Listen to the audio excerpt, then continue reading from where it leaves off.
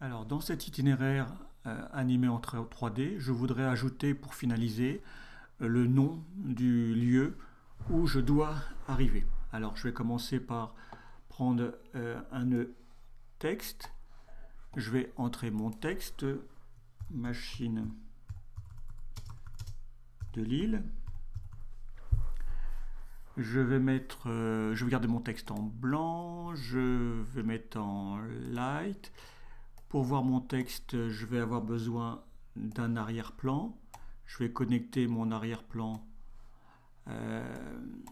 et mon texte qui va me créer un merge. Je vais cliquer sur la touche 1 pour voir le résultat.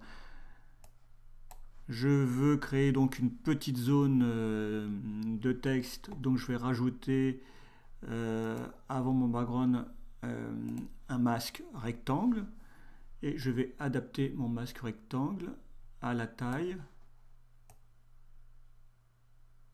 de mon texte.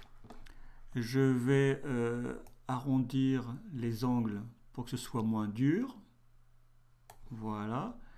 Je vais maintenant rajouter un petit triangle en faisant majuscule, commande, espace et que je vais connecter à mon background.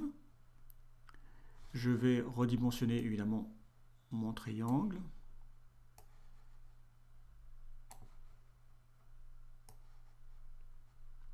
On va peut-être le même mettre comme ça.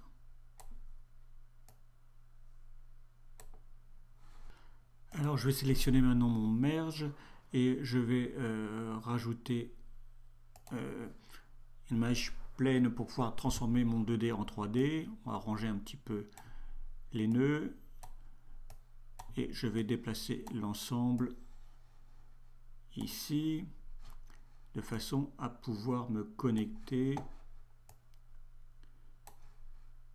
On va décaler ici. Je vais connecter mon image pleine à mon merge 3D ici.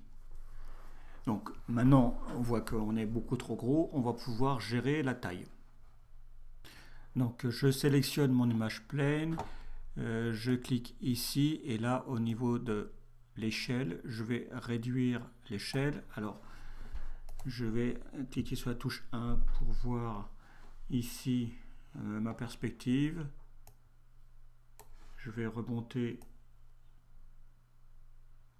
voilà, et je vais pouvoir jouer avec les flèches ici et regarder dans ces fenêtres là le résultat pour pouvoir positionner mon texte correctement ainsi que mon orientation.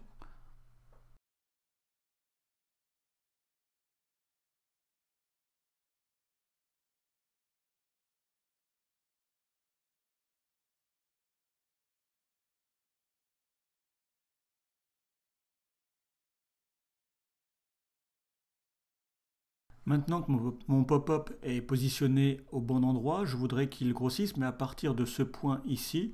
Donc pour ça, je vais avoir besoin d'un transform pour pouvoir gérer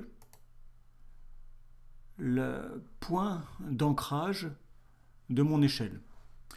Pour comprendre, je vais afficher mon transform dans l'autre fenêtre. Et ici, on a notre pivot que je peux déplacer. Donc, si je me mets mon pivot ici et que je joue avec la rotation, on voit que ça tourne à partir de ce point-là.